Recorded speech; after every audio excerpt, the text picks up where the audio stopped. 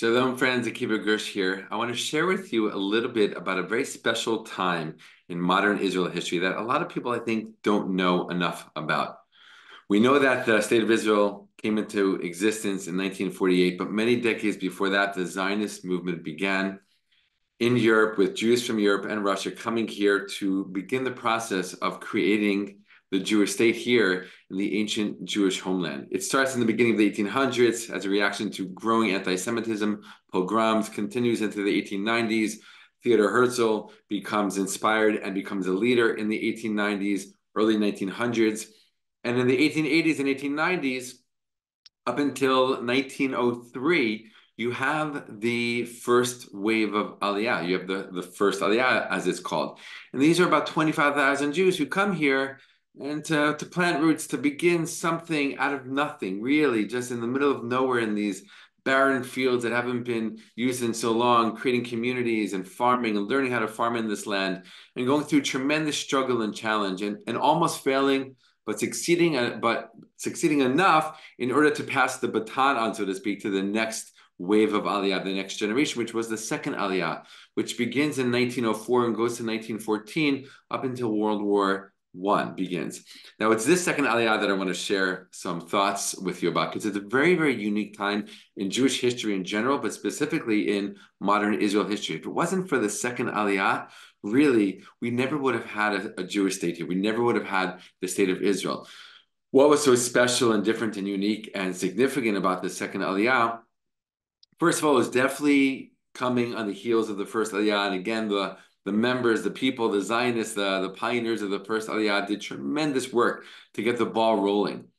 But the second Aliyah came with a whole nother vision, a greater vision, a stronger and clearer vision of what they wanted to create here, not just the here and the now, the day-to-day that's farmed, that's, grow some food so we can live to the next day. They had a bigger vision in order, how do we, connect what we're doing on the farms every day to this dream of having a Jewish state, an independent Jewish state once again in this land. The second Aliyah was unique in that they were much younger than most of the members of the first Aliyah. Many of the first Aliyah Jews were older, middle age, with families, even brought kids. Second Aliyah, mostly young, not married, no kids.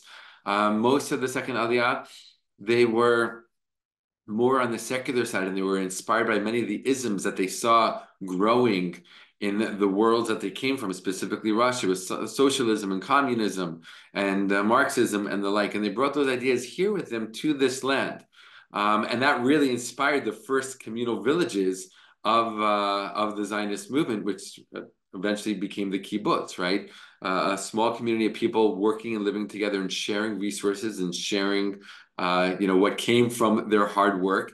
And that really became the base of the society for many of these Zionists in the second Aliyah. And also it was a means of survival. Many of them, again, were in the middle of nowhere in these tiny communities. They had to survive. They had to, live, and living together in this communal way was looked at as giving them the best chance to survive and to succeed in what they were doing.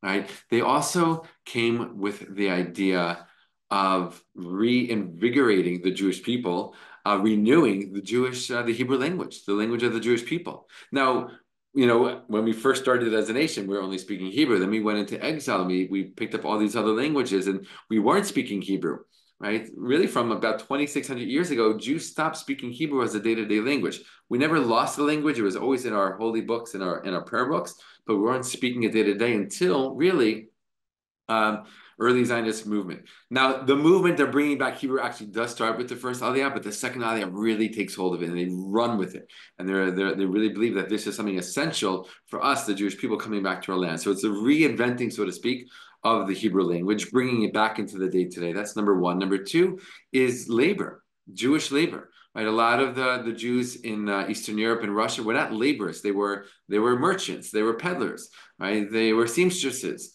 They were tailors.